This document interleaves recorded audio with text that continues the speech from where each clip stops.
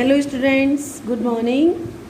This is your English class, book The Hive and chapter 4, A Truly Beautiful Mind. This chapter is about Albert Einstein, who was a great scientist. The title of the chapter, A Truly Beautiful Mind, refers to Albert Einstein. This is short biography of his, where some of his qualities, likes, dislikes have been highlighted. ये chapter Albert Einstein के बारे में है, जिसमें उनकी कुछ qualities के बारे में क्वालिटीज़ को और लाइक्स डिसलाइक्स को हाईलाइट किया गया है. So let's read it. Albert Einstein was born on 14th March 1879 in German city of Ulm. Till the age of 2.5 years, he could not speak. 2.5 age तक वो स्पीकिंग नहीं कर सकते थे, बोलते नहीं थे, 2.5 साल तक. And when he started speaking, he spoke every word twice. His playmates think or friends think him boring, and his mother thought that he was crazy because of his abnormally large size of his head. तो 2.5 years तो वो बोलते ही उनको बोलना नहीं आता था. And उसके बाद when he started speaking, तो वो every word को 2 times बोलते थे. इसीलिए उनके जो प्लेमेट्स थे, फ्रेंड्स थे, वो उनके संग खेलना पसंद नहीं करते थे. उन्हें बोरिंग फील होता था उनके साथ. और उनकी मदर को क्रेज़ी, मदर सोचती थी कि मेरा बेटा क्रेज़ी है क्योंकि उसका जो माइंड है वो एबनॉर्मली बिग है. At school his head master regarded him as stupid. School में हेड मास्टर भी उनको स्टूपिड समझते थे and good for nothing. But he proved them all wrong. At the age of 6, at the insistence of his mother, he learned to play the violin. लेकिन उन्होंने अपने जो headmaster थे उनको भी रॉन्ग प्रूव कर दिया, अपने फ्रेंड्स को भी रॉन्ग प्रूव कर दिया. और when he was 6 years old, उनकी मदर ने इंसिस्ट किया कि तुम वायलिन सीखो, और उन्होंने वायलिन जो था वो प्ले करना सीखा. He became a gifted violinist. At the age of 15, his family moved to Munch. और 15 years के जब थे तो उनकी फैमिली मुंच चली गई. He did not feel comfortable with the strict discipline at the school. और वहाँ पे जब स्कूल चेंज हुआ, वहाँ बहुत डिसिप्लिन था, तो वो वहाँ पर कंफर्टेबल फील नहीं करते थे.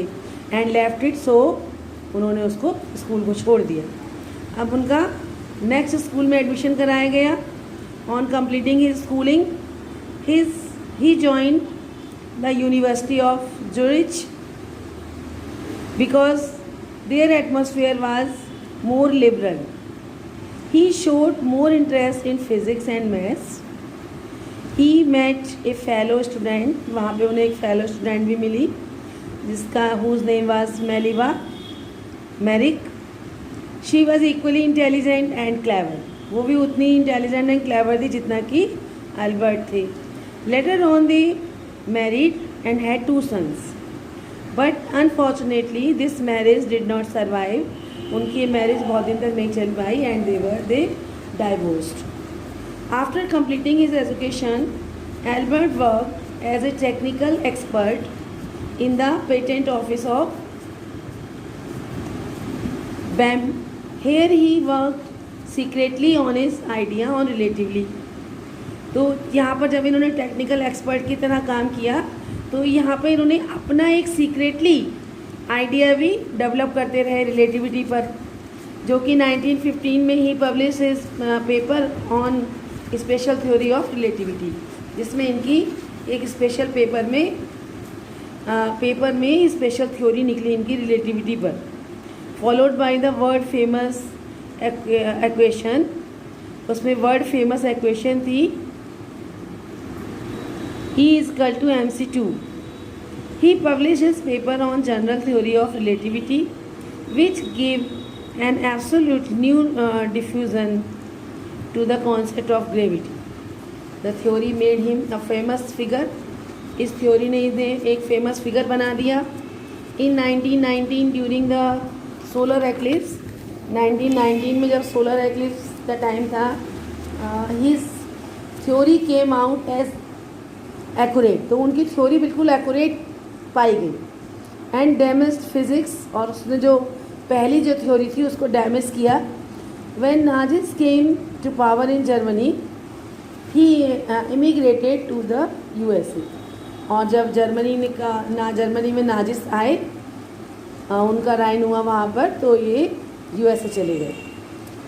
ही does so because he did not want his research and findings to be use for destruction.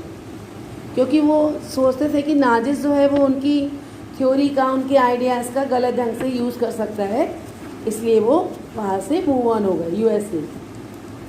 Further when Germany discovered the principle of nuclear fission in 1938, जब 1938 में जर्मनी ने न्यूक्लियर फिजन वाला principle discover किया, he was the first person to write to the American president about the danger of atomic bombs in 19 atomic बम.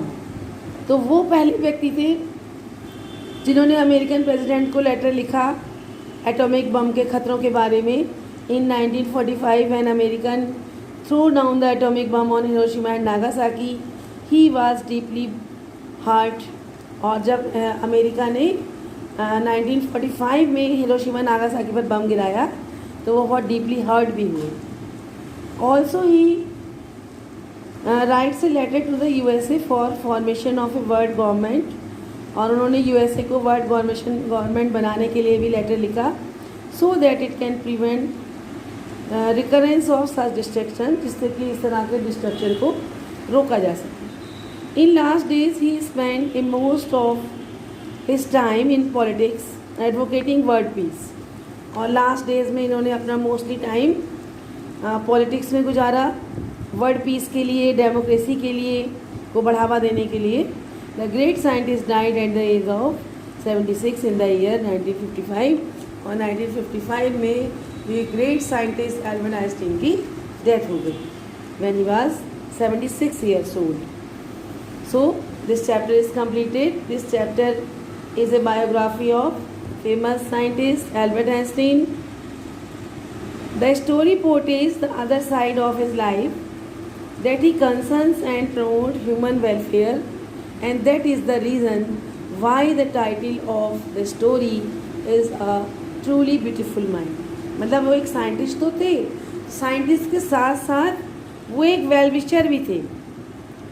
उन्होंने जो था वो advocate किया पीस को और डेमोक्रेसी को, इसीलिए उनका माइंड इतना अच्छा था, इसीलिए इस चैप्टर का नाम रखा गया अ ट्रूली ब्यूटीफुल माइंड.